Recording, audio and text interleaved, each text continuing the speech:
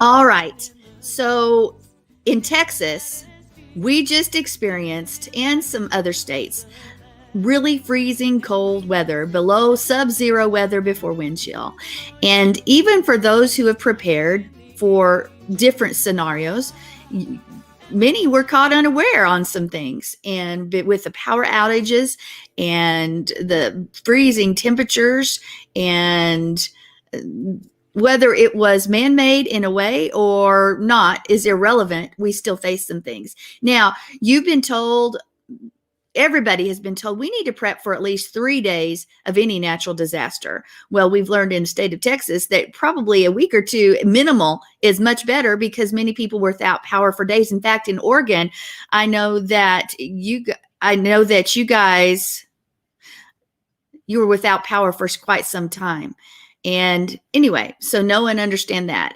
So I'm going to give you a few things that you should prepare. Now, you may say, why do we need to prepare? Well, Noah prepared.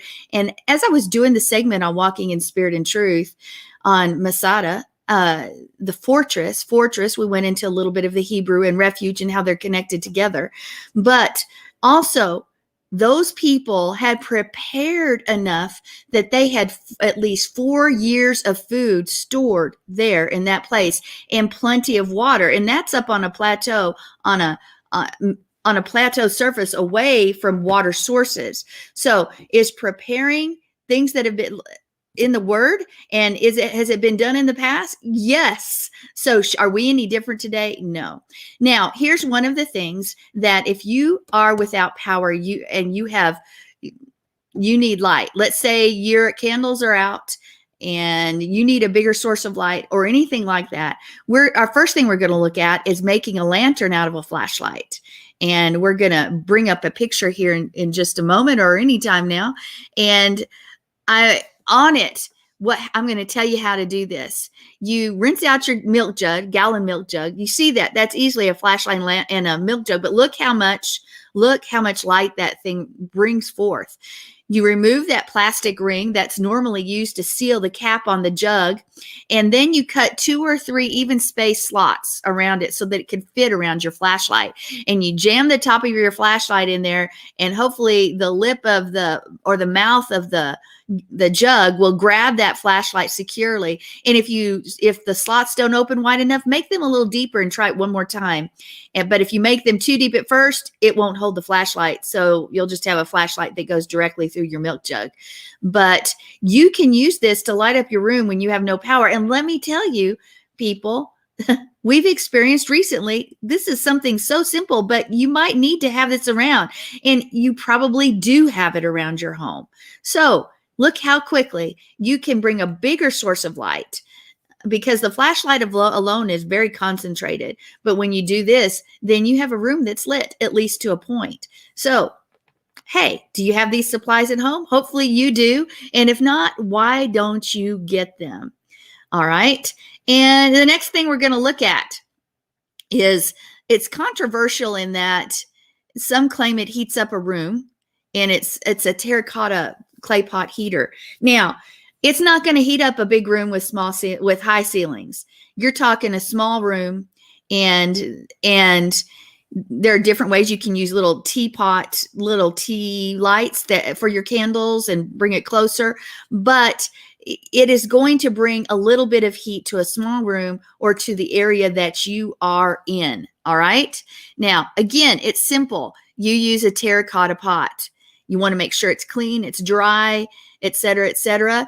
Now, and you place a light. You don't want it directly on the ground, but you place something to lift it up, and then you have your candle, and it's going to heat. Now, if you want to make it even hotter, there's a situation, or you can put 3 terracotta pots together, and there's a metal, screw them in together, and that metal will actually continue cause that heat to radiate even more.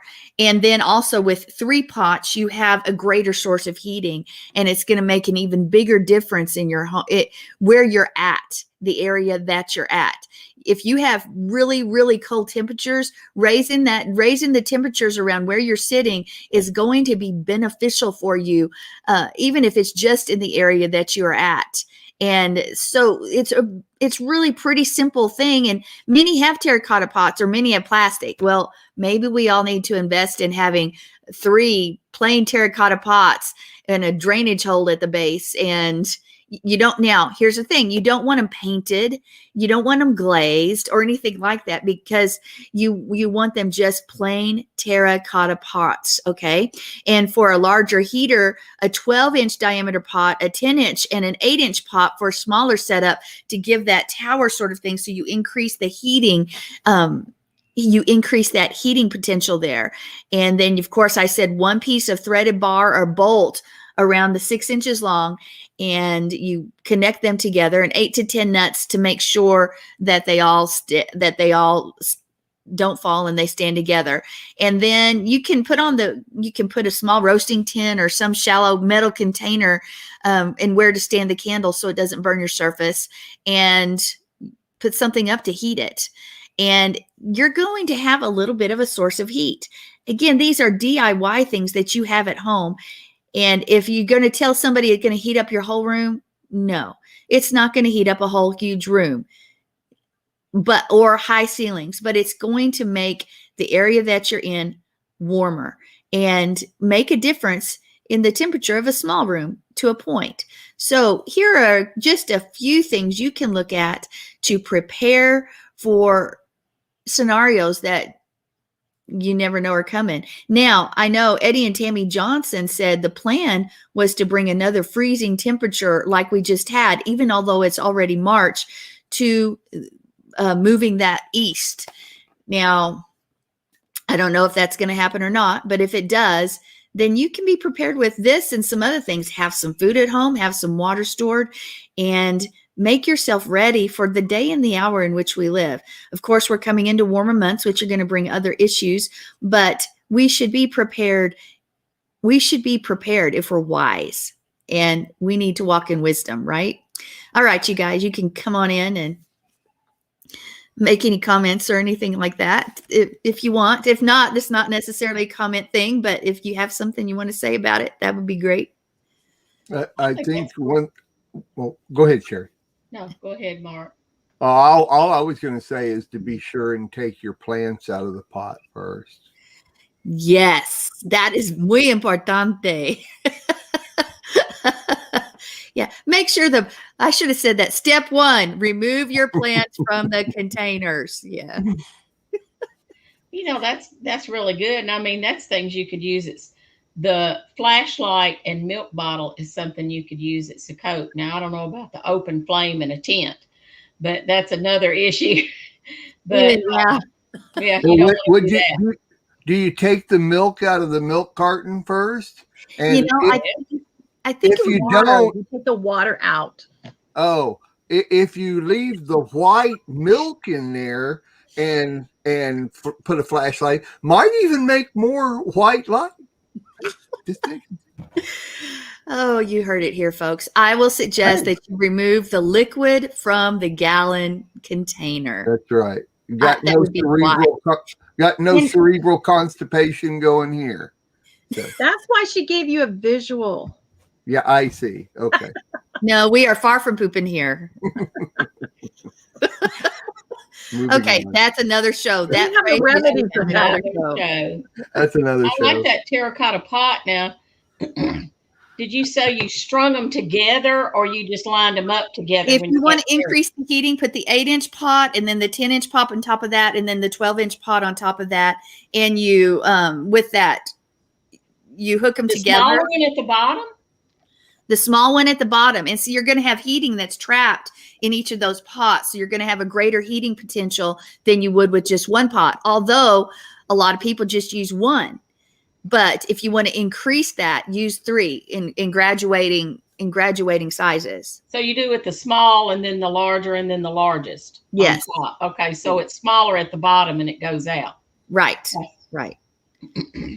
So anyway, that is something you can put in your to know file and maybe just have sitting around your house ready to go. I have something. Yeah. I learned this from my friend Beverly, because we've had a lot of outages in Mississippi, especially if you live out in the country. And she told me, she said, you know, those little solar lights that you have lined along your walkways and in your flower gardens and all that, the lights go out. Go get one of those and bring it in. It's not a lot of light, but it's at least beats walking around in the darkness hitting your shin on stuff.